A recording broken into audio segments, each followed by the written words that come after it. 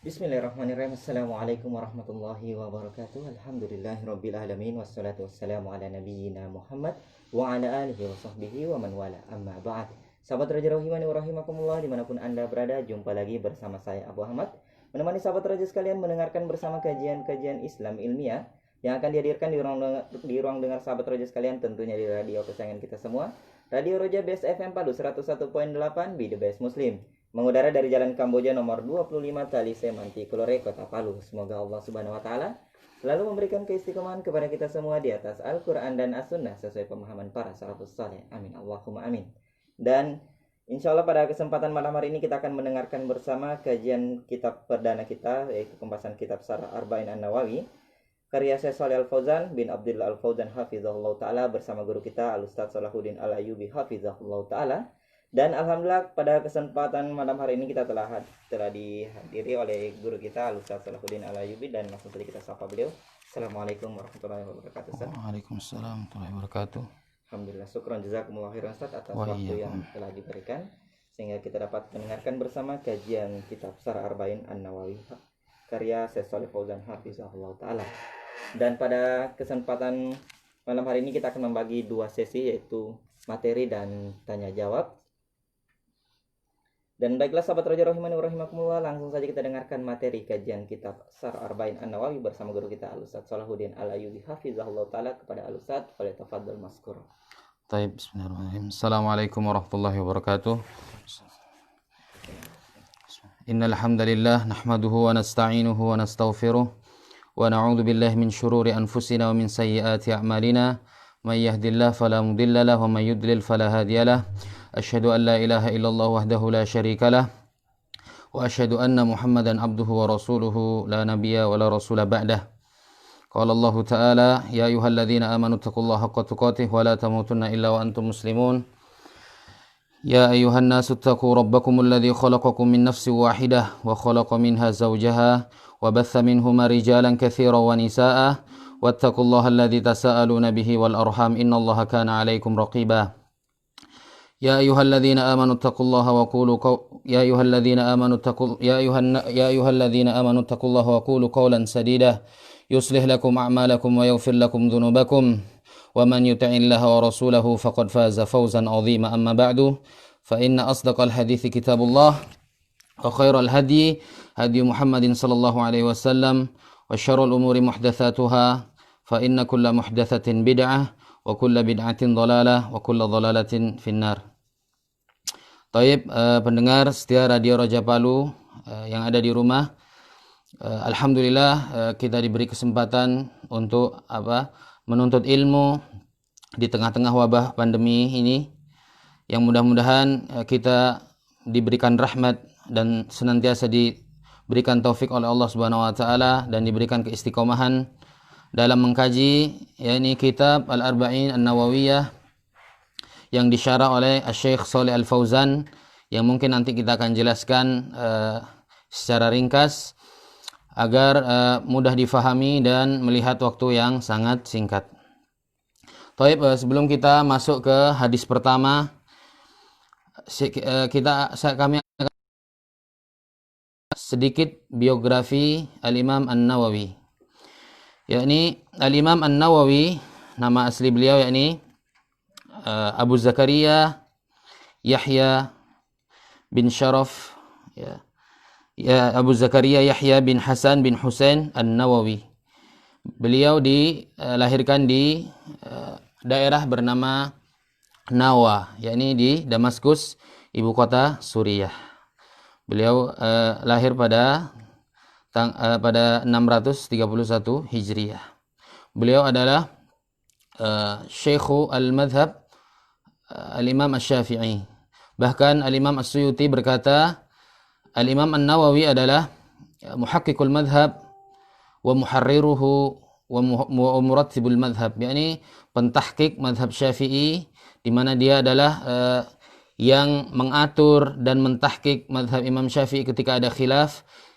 Beliau adalah yang meluruskannya. Beliau hafal Quran sebelum baligh, qabla al-bulugh. Bahkan ketika itu dikisahkan bahwasanya dalam suatu riwayat bahwasanya ada Syekh Yasin insyaallah kalau saya tidak lupa, beliau melihat Al-Imam An-Nawawi yakni dipaksa bermain bersama temannya, yakni dipaksa bermain. Sampai Al-Imam An-Nawawi ketika itu menangis. Sampai ketika itu Al-Imam An-Nawawi menangis, tidak mau untuk diajak bermain. Akan tapi dia akhirnya ikut bermain, dan di sela-sela bermainnya dia tetap menghafal Al-Qur'an, yakni tetap menghafalkan Al-Qur'an. Dan ketika juga bapaknya Al-Imam An-Nawawi menyuruhnya untuk menjaga toko, menjaga dagangannya, dia senantiasa menghafal Al-Qur'an. Dari dilihat oleh bapaknya dari kecil ini memang sudah ada bakat pintar atau mendalami ilmu agama. Dan pada saat umur 18 tahun dia ke Damaskus ya, untuk menuntut ilmu.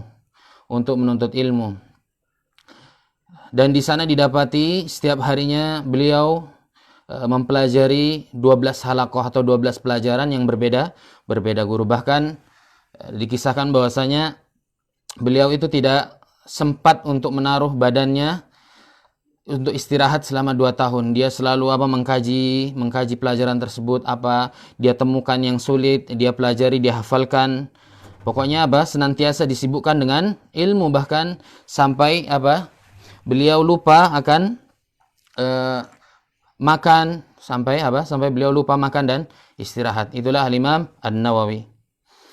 Adapun kitab-kitabnya sering kita jumpai. Misal dalam kitab hadis kita sering dengar Riyadhus Shalihin, dan di sini Allah turunkan al-qabul, yakni diterima oleh kalangan ya, di mana kita tidak lihat, di mana ada masjid dan kajian, di situ pasti ada kajian kitab Riyadhus Shalihin. Bahkan di pondok-pondok ada kajian Riyadhus Shalihin, di mana diwajibkan murid-muridnya disuruh menghafal kitab Al-Arba'in An-Nawawiyah. Di sini ada 40 hadis atau 42 hadis yang di mana isinya ada ada masalah usul, masalah akidah, masalah furu', yakni masalah zuhud, masalah jihad. Beliau Al-Imam An-Nawawi rahimahullahu taala mengumpulkan dalam 40 hadis atau 42 hadis. Adapun masalah kitab beliau termasuk Syekhu Al-Madhab Al-Imam Asy-Syafi'i. Adapun kitabnya yang masalah fikih seperti Minhajut Talibin, Al-Majmu' Syarhul Muhadzab, ini sudah dikenal di kalangan madhab Asy-Syafi'i. Maka dari itu beliau dikunyahkan Abu Zakaria, walaupun beliau belum menikah ya, karena memang hidupnya dipenuhi dengan menuntut ilmu, dan bukan karena beliau tidak ingin menikah. Sama juga halnya seperti Syekhul Islam Ibnu Taimiyah rahimahullah taala. Kita lihat dua karangan imam ini merupakan karangan yang sangat bermanfaat. Sampai sekarang seberapa banyak imam, seberapa banyak ulama mereka menulis kitab, tapi tidak terkenal mereka. Bantahan-bantahan terhadap ahlul batil sangatlah banyak dan sangat bermanfaat untuk kita ambil sekarang. Itulah faidah yang kita ambil dari Al-Imam An-Nawawi. Kenapa beliau menggunakan kunyah Abu Zakaria? Karena itu sunnah Nabi SAW. Hatta seorang yang belum mempunyai anak menggunakan kunyah tidak apa-apa. Seperti Aisyah radhiyallahu anha. Beliau ibu kita berkata, Aisyah radhiyallahu anha, kullu nisa'ika, berkata kepada Rasulullah SAW, kullu nisa'ika laha kunyah. Kurang lebih seperti itu, bahwa sesungguhnya setiap istri memiliki kunyah. Kemudian Kemudian Rasulullah SAW berkata kepada Aisyah, iktani anti Umma Abdillah, atau iktani anti bi Ummi Abdillah. Ini tidak apa-apa. Sama juga seperti ketika ada anak yang bermain burung. Ya, Rasulullah SAW itu belum mempunyai anak dan dia masih kecil. Akan tapi Rasulullah SAW panggil Aba Umair, ya, Aba Umair. Jadi itu termasuk sunnah sunnah Nabi SAW. Adapun beliau sangat banyak. Beliau adalah orang yang zahid, beliau adalah orang zuhud, ya. Bahkan beliau itu digelari oleh pada masanya disebut Muhyiddin. Muhyiddin ini penghidup agama karena saking banyaknya ilmu yang dimiliki dan terkenal dalam masalah agama, disebut Muhyiddin. Akan tapi beliau membencinya atas lakop tersebut, sebutan tersebut. Ini saking zuhudnya, saking waroknya. Dan ketika itu pula beliau mengajar rahimahullah taala di suatu darul hadis, yakni tempat belajar. Kemudian beliau tidak mengambil upah tersebut. Mungkin saya bawakan yang saya ringkas. Al-Imam An-Nawawi rahimahullah taala ketika itu didatangi oleh salah satu dari masyarakat yang dimana ketika itu ada sultan yang zalim, pemimpin yang zalim. Ketika itu didatangi dan bercerita kepada Imam Syafi'i bahwasanya sultan demikian berbuat zalim sehingga berat bagi kita untuk mengerjakannya. Kemudian Al-Imam An-Nawawi mengirim nasihat begitu berupa nasihat kepada sultan tersebut. Kemudian sultan ini marah dan mengatakan potong saja upahnya, potong upah dari Al-Imam An-Nawawi ini. Kemudian seorang berkata, bagaimana kita mau potong gajinya sedangkan beliau Al-Imam An-Nawawi rahimahullah tidak pernah sekalipun mengambil upah tersebut. Itulah Al-Imam An-Nawawi. Banyak pujian dari Syekh Al-Albani salah satunya. Beliau berkata, turidu sahiban la aiba fihi, jika kau menginginkan sahabat yang tidak ada aibnya, wa halil udu yafukhu bila dukhoni, apakah kayu gaharu yang harum itu tidak terbakar lewat adanya asap. Jadi mustahil ada orang yang tidak mempunyai aib. Nah, mungkin itu yang bisa dijelaskan tentang biografi Al-Imam An-Nawawi yang sangat panjang. Mungkin kita ambil ringkasnya demikian. Kita mungkin masuk saja langsung ke al-hadis al-awwal. Hadis yang pertama kita bacakan di sini tentang al-ikhlas, tentang an-niyah, tentang niat ikhlas. Kita baca al-haditsul awwal. An Amiril Mu'minin Abi Hafs Umar bin Khattab radhiyallahu anhu qala, sami'tu Rasulullah sallallahu alaihi wasallam yaqul, innamal a'malu binniyat wa innamal likulli imri'in ma nawa. Faman kanat hijratuhu ila Allah wa rasulih fahijratuhu ila Allah wa rasulih, wa man kanat hijratuhu lidunya yusibuha aw imra'atin yankihuha fahijratuhu ila ma hajara ilaihi. Ini sering kita dengar tentang niat. Rawahu Imamul Muhadditsain, yakni Abu Abdullah Muhammad bin Ismail bin Ibrahim bin Al-Mughirah bin Bardizbah Al-Bukhari dan Abul Husain Muslim Ibnul Hajjaj bin Muslim Al-Kushairi An-Naisaburi fi sahihima. Sering kita dengar dengan Sahih Bukhari dan Sahih Muslim. Jadi hadis arba'in ini memang diambil oleh Al-Imam An-Nawawi, disarikan dari Imam An-Nawawi dari kitab Sahih Bukhari dan Sahih Muslim yang yang sudah jelas kesahihannya, dan mudah-mudahan diamalkan ke depannya dan dihafalkan dan diamalkan. Taib. Innamal a'malu binniyat. Sering kita dengar niat ini adalah merupakan rukun dari ibadah, di mana ketika tidak ada niat maka tidak akan diterima ibadah tersebut. Di sini kita akan bacakan syarah dari Syekh Shalih Al-Fauzan. Taib.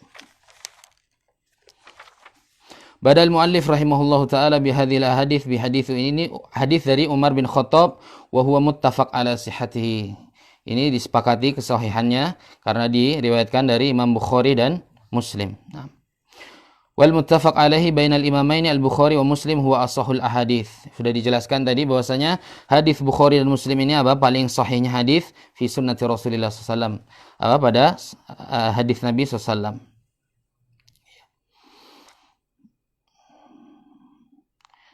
Taib.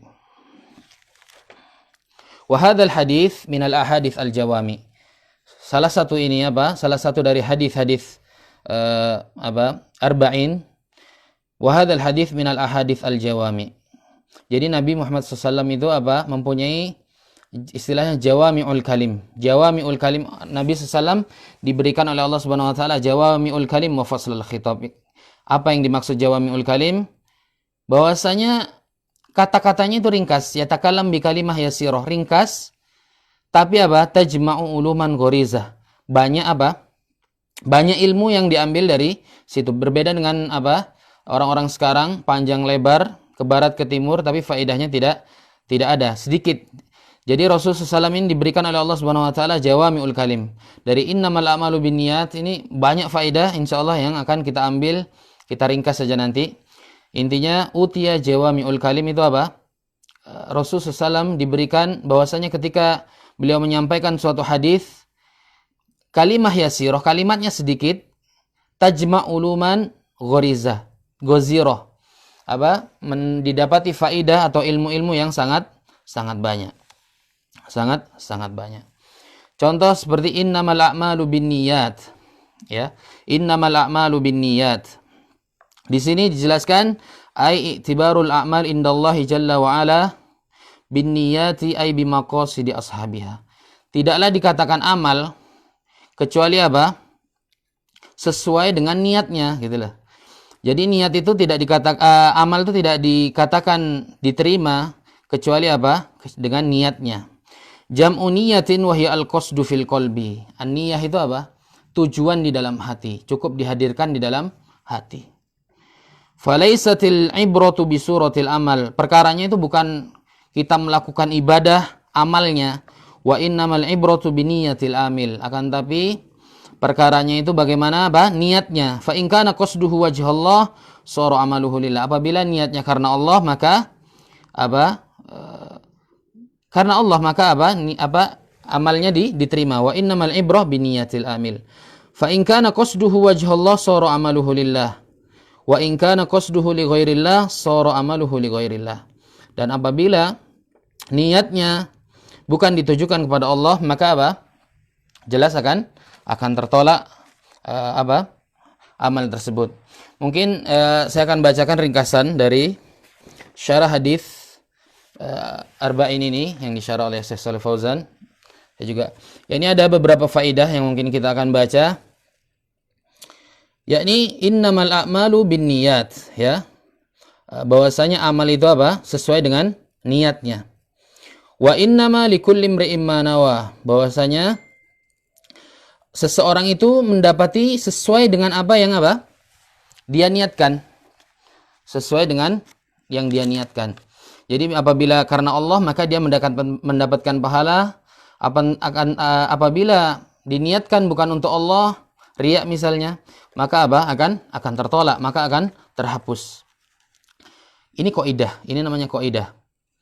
Namanya kaidah innamal a'malu binniyat wa innamal likulli imri'in ma nawa. Jadi ini kaidahnya. Kemudian selanjutnya faman kanat hijratuhu ilallahi wa rasulihi fahijratuhu ilallahi wa rasulihi. Barang siapa yang hijrahnya kepada Allah dan Rasulnya, maka dinilai hijrahnya kepada Allah dan Rasulnya. Ini contoh. Jadi Masya Allah hadis itu terdiri dari kaidah dulu, kemudian contoh. Contoh kedua, faman kanat hijratuhu ila dunya yusibuha aw imra'atin yankihuha. Apabila hijrahnya untuk dunia, ya, untuk kelezatan dunia, atau hanya semata-mata untuk apa? Hanya untuk menikahi perempuan, maka itu akan apa? Itu yang akan dia dapatkan. Itulah seperti makanya mazhab Syafi'i diterima di Indonesia, sering mudah diterima di Indonesia, lebih-lebih di Asia, mungkin karena menerapkan metode kaidah, kemudian apa? Contoh. Kamadzhabil Imam Asy-Syafi'i fil alam, yakni min Imam Asy-Syafi'i. Contoh seperti kitabnya Imam Asy-Syafi'i, ada namanya kitab Ar-Risalah. Di dalam kitab Ar-Risalah di situ disebutkan banyak kaidah-kaidah. Kemudian beliau menciptakan lagi kitab Al-Um, di mana di situ apa? Contoh-contoh, ya, sama dengan hadis ini. Jadi terdiri dari kaidah-kaidah dan contoh-contoh. Makanya mazhab Asy-Syafi'i, mazhab al-Imam Asy-Syafi'i atau Syafi'iyah diterima di kalangan Indonesia karena mungkin sudah difahami. Bahkan dari ahlur ra'yi, dari madhab Hanafiyah, Malikiyah itu banyak yang pindah ke madhab Asy-Syafi'i karena apa? Pintarnya Imam Syafi'i membuat contoh-contoh dalam kaidah kemudian ditaruh di contoh-contoh seperti kitabnya Ar-Risalah dan Faedah yang kedua, al-amalu bi'tibarin niyyah hasaban niyyah. Amal itu sudah jelas kita jelaskan sesuai niatnya. Misalnya ada orang gila, dia sholatnya atau baca Quran, tapi dia tidak pakai niat misalnya. Apakah diterima? Tidak, karena dia memang tidak berniat, tidak ada niat dalam hatinya untuk sholat maupun baca Quran. Jadi memang tidak ada faedah dan tidak ada pahalanya untuk dia. Sebaliknya juga ketika orang gila, orang yang kehilangan akal, melakukan suatu kesalahan, apakah dihukum? Tidak akan dihukum karena memang tidak ada niat, dia tidak ada akal seperti itu, dan tidak menghadirkan niat dalam hatinya dalam melakukan amal dan kesalahan. Makanya tidak dihukum, kecuali memang misalnya memperparah keadaan, maka harus ditahan. Beda dengan orang yang mabuk-mabukan. Orang yang mabuk, dia ada niat untuk minum. Dan akhirnya dia mabuk. Maka dari itu orang yang mabuk dan melakukan kesalahan harus dia dihukum karena dia melakukan suatu amal, suatu pekerjaan di mana nanti dampaknya akan buruk, yakni kerusakan. Itu yang kedua. Faedah yang ketiga, berapa banyak amalan yang dia kecil bisa menjadi besar, dan juga amalan yang besar menjadi kecil disebabkan riya. Seperti Al-Imam Ibnul Mubarak berkata, rubba amalin saghirin tu'azzimuhun niyyah. Banyak amalan yang besar, banyak amalan yang kecil menjadi besar gara-gara apa? Gara-gara niat. Gara-gara niat. Banyak amalan yang besar tusaghiruhu an-niyyah, berubah menjadi kecil gara-gara niat yang salah. Misalnya niatnya dipenuhi riya. Itu amal tersebut pahalanya akan akan terhapus, maka akan terhapus. Contohnya misalnya ada orang yang ingin datang ke rumah temannya sekedar untuk bermain, akan tapi dia mempunyai niat untuk mendatangkan datang ke sana silaturahmi agar hatinya senang, kemudian dia membawa hadiah. Di situ Di situ ada pahala tersendiri walaupun amalannya kecil. Dan sebaliknya juga misalnya amalan yang besar, orang yang memberi sedekah, kemudian niatnya agar disanjung, ya, agar disanjung, ini penghapus amal, ya, riya, sum'ah, kepingin disebut-sebut. Ini gara-gara niat yang salah menjadi menjadi terhapus amal tersebut. Dan perkaranya itu bukan sulit kita ketika ikhlas, bukan tidak sulit. Ketika kita bersedekah, niat ikhlas bismillah, itu tidak susah. Misalnya kita mengeluarkan uang yang ada 2 juta, 3 juta, itu tidak susah. Akan tetapi kemurnian ikhlas tersebut menjaganya hingga akhir itu yang susah. Ini yang dibicarakan oleh ulama. Perkaranya itu bukan niat ikhlas itu susah, tidak. Akan tetapi menjaga kemurnian keikhlasan tersebut itu yang sangat susah. Dan ketika misalnya orang was-was, misalnya kita bersedekah kemudian was-was, apakah kemudian setan membisik, sedekahmu itu diterima apa tidak, sedekahmu itu ada riya. Kembalikan ke hukum asal. Apabila kita memang niat karena Allah Subhanahu wa taala, kita yakini, ya, al-yakin la yazul bisyak, tidak akan hilang keyakinan itu dengan keraguan-raguan. Jadi harus yakin, ya. Karena itu bisikan setan.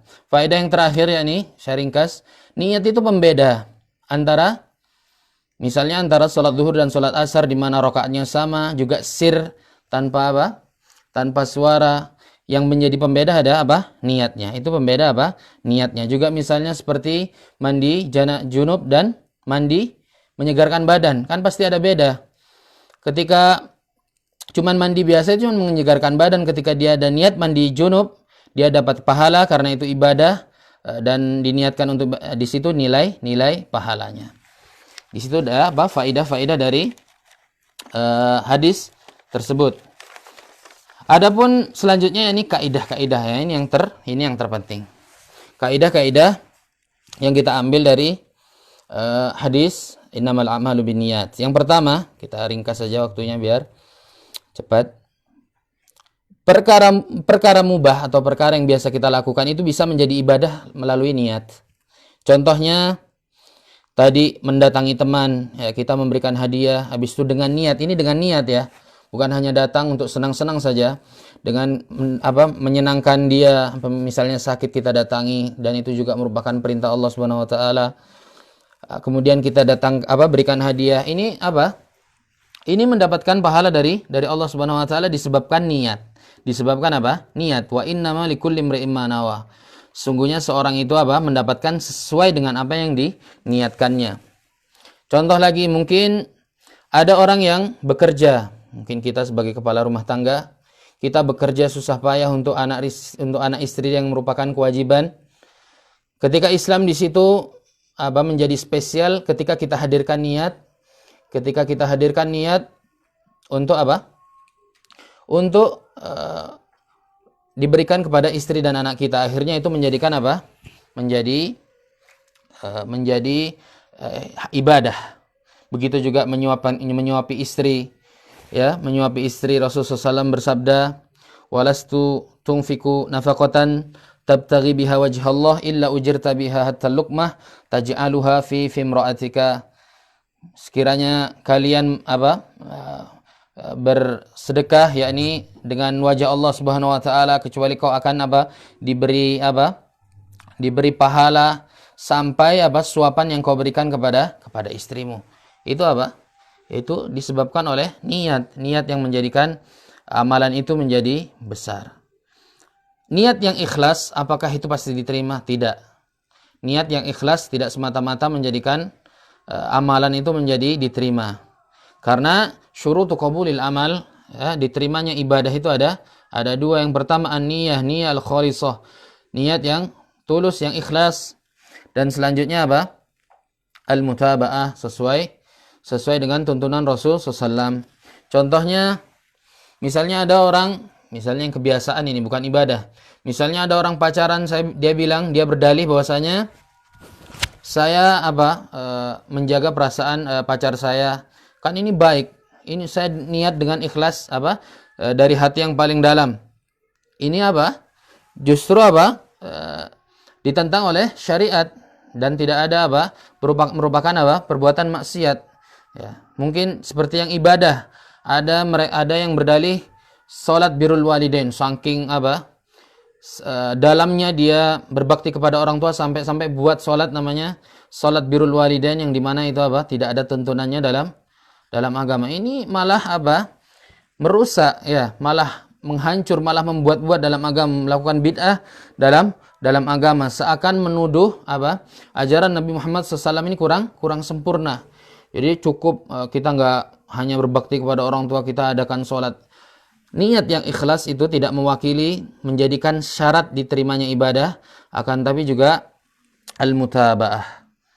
Di mana ketika kita menjelaskan at-tauhid pasti ada lawannya syirik. Sama ketika kita menjelaskan niat yang khalisah, niat yang ikhlas, ada penghalangnya. Yang umum kita jelaskan secara ringkas. Yang sering yakni riya dan sum'ah. Riya dan sum'ah. Riya itu apa? Misalnya kita melakukan ibadah karena Allah Subhanahu wa taala dan mengharap pujian manusia, sehingga datang manfaat atau jauh madarat daripada dia. Akhirnya dia disanjung. Atau murni dia melakukan ibadah bukan karena Allah. Dia sholat, diperbagus sholatnya, ini namanya riya. Di sini akan dijelaskan, mungkin saya ringkas saja. Yang pertama, ada riya di awal ibadah. Ya, misalnya ada orang berkurban, ya, sapinya besar. Kemudian ketika sholat Idul Adha diberi kabar bahwasanya ada bapak fulan memberi sedekah, sapinya harganya segini, dan ini merupakan sapi yang besar. Ini harus diumumkan di depan orang banyak. Misalnya ini orangnya minta demikian. Ini sudah jelas di ditolak ya. Ini jelas riya dan sum'ahnya jelas. Dan itu tidak boleh dalam melakukan ibadah. Ya. Sama juga misalnya ketika sholat atau baca Quran, di awal memang ingin riya, diperbagus sholatnya, dilama-lamakan, bacaannya diliuk-liukkan ya. Jadi bukan memang karena untuk dia ngambil pahala ibadah, tapi memang karena dia ingin dinilai manusia. Ini jelas ditolak atau dihapus pahalanya. Karena ada dua penghapus amal ibadah, riya dan sum'ah. Riya dan sum'ah. Sum'ah itu ingin didengar manusia, disanjung manusia. Kemudian riya di tengah ibadah. Misalnya kita sholat awalnya khusyuk, kemudian ada orang yang lihat, kita ngerasa ada yang lihat, kosong pikiran, habis itu ada yang lihat, mungkin akhirnya kita berbagus. Misalnya kita pas sholat atau baca Quran, tahu-tahu kita perbagus.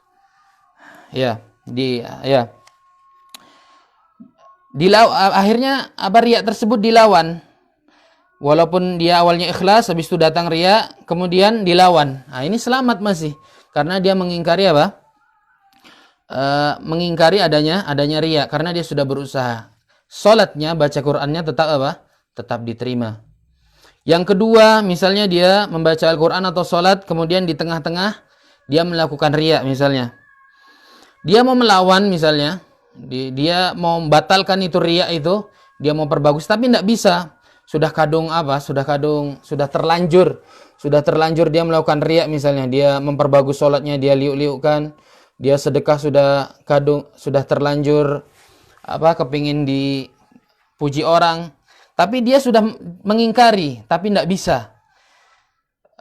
Para ulama mengatakan ini juga masih selamat karena masih mengingkari. Kalau yang pertama tadi dia dilawan dan akhirnya berhasil, yang kedua ini dilawan tapi tidak berhasil. Tapi karena dia melawan tersebut tidak berhasil, ada upaya mengingkari, ulama mengatakan ini masih mendapatkan pahala. Nah, yang terakhir ini sholat, kemudian ada orang yang melihat, baca Quran, kemudian ada orang yang melihat, dia makin melezat-lezatkan ibadahnya, makin memperbagus ibadahnya. Di sini ada dua pendapat, ya, ada dua pendapat. Ada yang tidak batal karena kembali ke asal.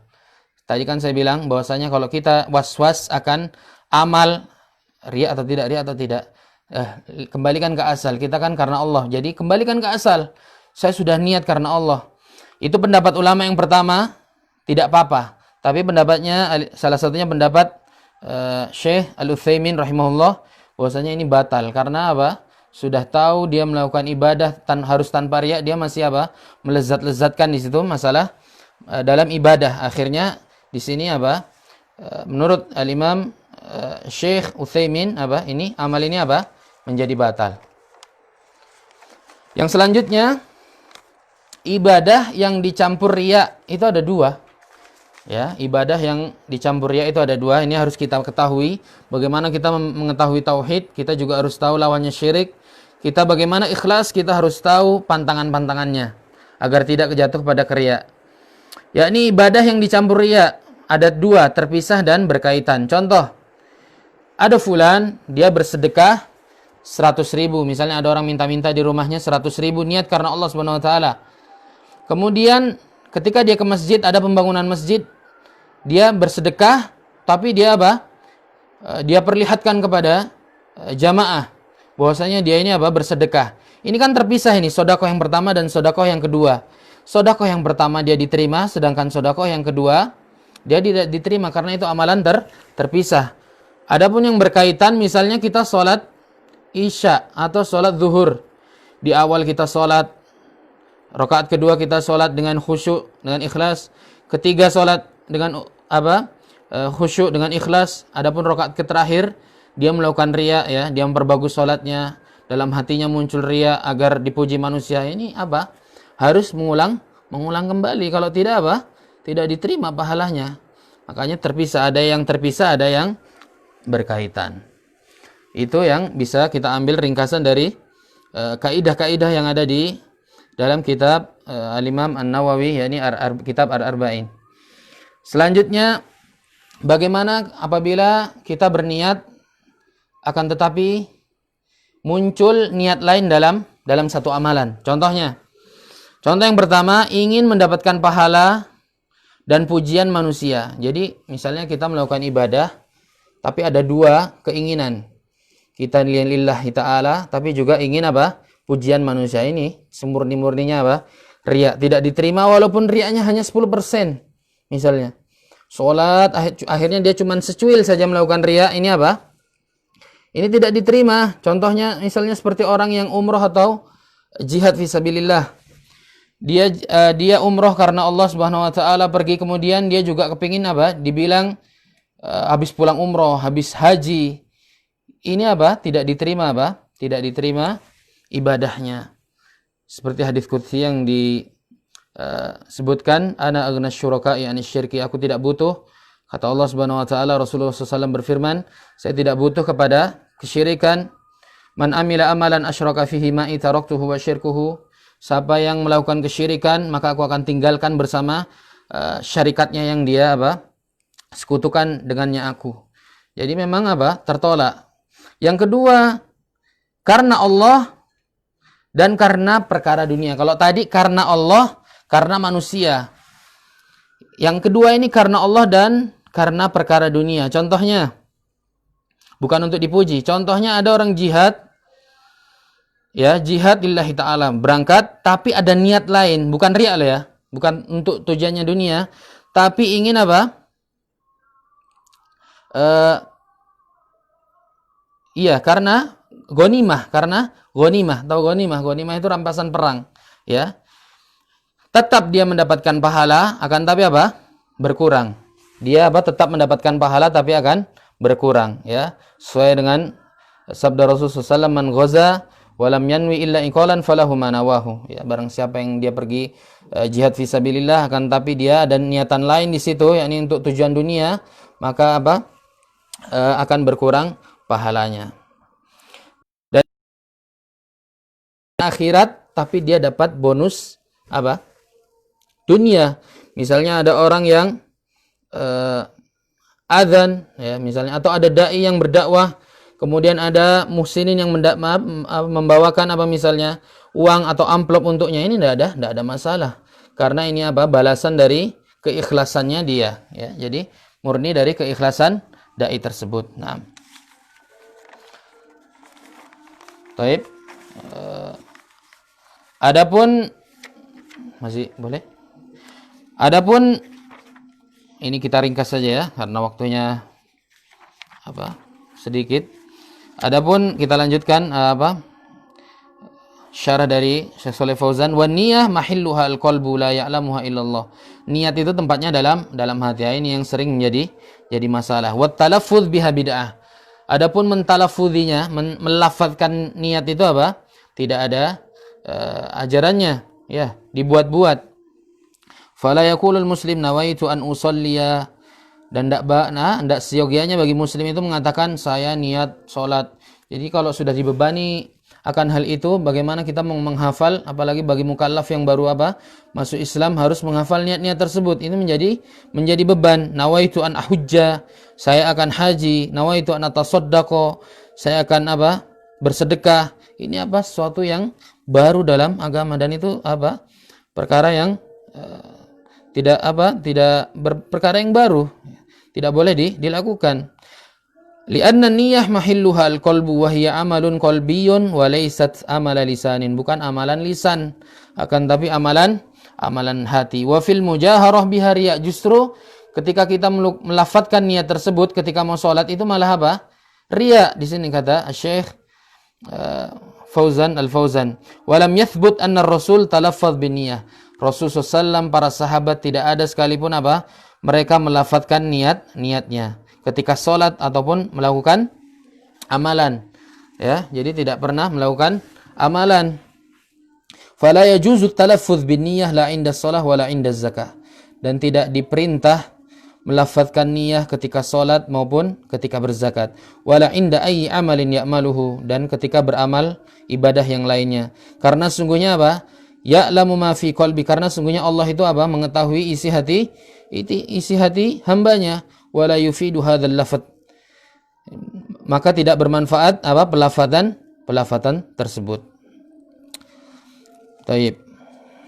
Wa in kanu yansibuna ila al-Imam Asy-Syafi'i rahimahullah annahu qala bit talaffuz bin niyyah fa hadha mardudun min wajhaini. Kalau ada orang yang bilang bahwasanya talaffuz bin niyyat ini disandarkan kepada Imam Asy-Syafi'i yang merintahkannya, di sini ditinjau dari dua perkara. Law sahha anil Imam Asy-Syafi'i falaysa hujjah. Perkataan Imam Asy-Syafi'i bukanlah hujjah. Lianna al-Imam Asy-Syafi'i mujtahidun yukhti'u wa yusib. Karena Imam Syafi'i ini mujtahid yang bisa salah dan benar. Wal hujjatu fi kalamir Rasul la fi kalamir Syafi'i. Hujjah itu perkataan sunnah Rasul SAW dan perintah Allah Subhanahu wa taala, bukan perkataan Syafi'i wala Ahmad wala Abi Hanifah wala Malik, bukan juga perkataan Imam Ahmad, Abu Hanifah dan juga Malik. Wala yakunu qaulul alim hujjatan illa idza wafaqad dalil. Dan tidaklah perkataan suatu alim menjadi hujjah kecuali mencocoki dalil Al-Qur'an dan As-Sunnah. Nah, adapun yang misalnya difahami oleh mazhab Syafi'iyah akhir belakangan ini, ada salah satu ulama Asy-Syafi'iyah, beliau salah memahami perkataan Al-Imam Asy-Syafi'i bahwasanya ibadah salat itu tidak diterima kecuali dengan an-nutq, yakni ditakwil oleh salah satu ulama tersebut bahwasanya an-nutq itu harus talaffuz, yakni mengucapkan niat. Padahal yang dimaksud dijelaskan oleh Imam An-Nawawi, an-nutqu di sini tidak diterima salat tersebut kecuali dengan an-nutq, yakni takbiratul ihram. Jadi memang di sini memang sudah salah dalam memahami gitulah. Dan jelas tidak ada ajarannya. Andai saja memang benar, la sabaquna ilaihim. Kalau andai saja benar, Rasul dan para sahabat sudah melakukannya. Ini contoh yang dibawakan oleh Syekh Shalih Fauzan bahwasanya ada orang Arab dalam surat Al-Hujurat ayat 16, qalatil a'rabu amanna. Orang Arab Badui itu mengatakan bahwasanya amanna, kami telah beriman. Padahal Allah mengatakan kullam tu'minu walakin qulu aslamna. Mereka cuma tunduk dalam Islam tapi mereka tidak beriman karena imannya belum masuk dalam hati-hati mereka. Kemudian Syekh Shalih Fauzan membawakan ayat kul atu'allimunallah bidinikum. Apakah kaum ingin memberitahukan kepada Allah tentang agama-agama kalian? Fallahu subhanahu wa ta'ala la yahtaju an tu'limahu ala niyatika. Allah tidak butuh atas pemberitahuan atas niat kalian. Taib. Adapun wa amma talaffuz inda dzabhil adhiyah falaysa talaffuzan biniyah. Kalau kita memotong sapi atau potong sesembelihan, ini bukan talaffuz biniyah, ini doa, ya. Misalnya untuk menentukan ketika kita misalnya sholat, kita mau niat sholat cukup dihadirkan dalam hati sesuai dengan tuntunan Rasulullah SAW. Misalnya juga kita kepingin menyembelih, misalnya yang disembelihkan untuk orang tua kita atau siapa, kita cuma sebatas sembelih. Ini cuma ditentukan dengan misalnya milik anakku atau milik ibuku, demikian. Bukan termasuk talaffuz bin niyah. Andai saja memang harus diniatkan dengan talaffuz ini pertama tidak ada tuntunannya, kedua membuat-buat dalam agama. Mungkin ini saja, walaupun masih banyak yang harus disampaikan. Ini saja mungkin yang bisa saya sampaikan. Baik, assalamualaikum warahmatullahi wabarakatuh. Baik, syukran jazakumullah khairan Ustaz atas materi yang telah disampaikan. Dan semoga apa yang disampaikan oleh Ustaz dalam kajian kitab kita pada malam hari ini kita dapat mengambil banyak manfaat, menambah keilmuan kita semua, dan tentunya bisa kita amalkan dalam kehidupan sehari-hari, tentunya dalam perkara masalah niat ini tentunya. Barakallahu fikum. Dan tak lupa juga kami ucapkan syukron jazakumullah khairan kepada pendengar setia Radio Raja Palu yang masih stay mendengarkan kami di 101.8 FM. Semoga apa yang kami hadirkan di ruang dengar sahabat Raja sekalian dapat memberikan manfaat buat kita semua tentunya. Nah, buat sahabat Raja yang ingin terus mengikuti kajian kitab Syarah Arba'in An-Nawawi ini setiap hari Senin ba'da maghrib, bisa mengikuti stay di radio kesayangan kita 101.8 FM setiap pada maghrib. Dan buat sahabat Raja yang belum memiliki kitab, bisa membeli kitabnya yang terjemahan di outlet Raja Palu. Buat sahabat Raja yang ingin memesan bisa langsung menghubungi Radio Raja Palu di nomor kontak, bisa menghubungi kami di 0852 8888 6010. Dan tak lupa lagi kita ucapkan syukuran jazakumullah khairan Ustaz atas apa yang telah disampaikan. Dan kita tutup dengan kita mendengarkan azan sholat isya untuk wilayah Kota Palu dan sekitarnya. Saya Muhammad Muakil Kru yang bertugas mengucapkan selamat mendengarkan.